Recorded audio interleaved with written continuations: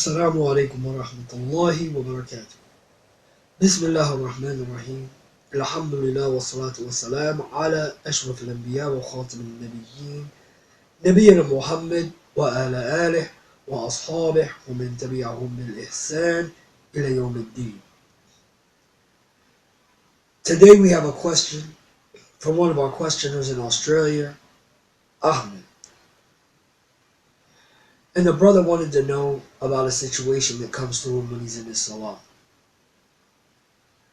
Sometimes he goes to pray, and all of us get affected by this sometimes. We go to pray and we're sure, okay, we're in our wudu, and we pray, and then later on, maybe an hour or two later, we say, you know what?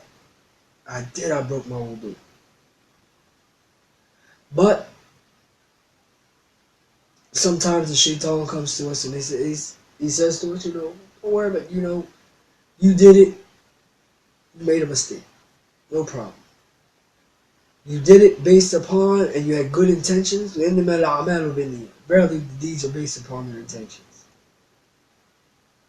So you had good intentions, so don't worry about it, inshallah, Allah knows your intentions.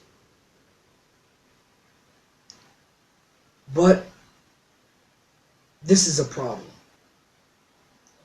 Because there's a general fiqh principle, or from amongst those qawad al-fiqhiyas, some of you know who've actually taken qawad al-fiqhiyya with us. And this is that principle that we've been talking about in class actually. And it goes, La ibra bidhan al-bayyin khataw. That there is no ibra. We don't consider someone just because they think a situation or thought a situation was the way it was. Once it becomes clear that it wasn't like that, then we can't base anything off of that that understanding that they had or that opinion that they had. You understand? We can't say, okay, I prayed and I thought I was in wudu, but then it came clear that I wasn't in wudu. At this point in time, you need to make wudu and you need to re-pray. Now this is about the question that we got. Why? Because of this fiqh principle that says, La ibra bidhan al-bayyin khataw. That there is no ibra. Or we don't take into consideration that ijtihad that an individual made, or that opinion that an individual carried, when it becomes clear that it was incorrect. But rather we act as though it was never done and nothing was ever built upon. We act as though the salah was never made. And this is an important principle for all of us. For people, whether or not they're ulama, whether or not they're tulab al-ilm, or students of knowledge, or whether or not they're just the general masses of the people. This is an important principle. Because a lot of things ride on this principle. For instance, the water that you made wudu with. You believe that you made wudu with water that was pure. You found some water that was in a jug and this, that, and the other, and you said, okay, well, it's time for us to make wudu.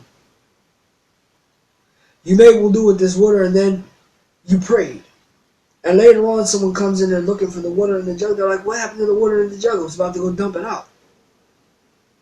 You say, okay, well, why? I mean, this is just an example.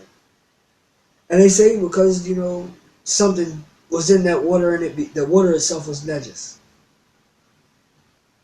You all know from our fiqh classes that you can't make wudu with najis water, or water that has impurities in it and in itself is not pure. You can't make wudu with this. So now what you've done was you made wudu and you prayed with this. So do you say, okay, well, even though it's clear that I built my opinion off of something that was incorrect, that I'm going to continue going with that particular wudu and my salah as well? No. Because of this principle, when you understand the fact that There is no ibra by an opinion or for an opinion that is clear to you that was wrong. It's clear that it was wrong. Then you don't build on it. You don't act on it. You act as though it never was there, and you build upon what you were upon before that. So now that you know that that water wasn't pure, now you know you have to make wudu again. And because you know you weren't in wudu, you know you have to make salah again. You understand? This issue goes on and on and on and on. There are a lot of things in our lives that we build upon and understanding. And then we come to figure out that, you know what? This was dead wrong. Not it's a possibility. Maybe the water was najis, maybe it wasn't najis, or you have some shak or some doubt about a situation. We talked about this in some of our previous classes as well. We're not talking about that type of a situation where you're not sure. We're talking about when you know without a shadow of a doubt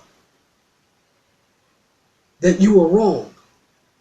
And you built on this being wrong. And you did types of ibadah or worship or other things that were based off of this wrong. We don't sit back and say, okay, well, you know, Allah knows my intentions. No.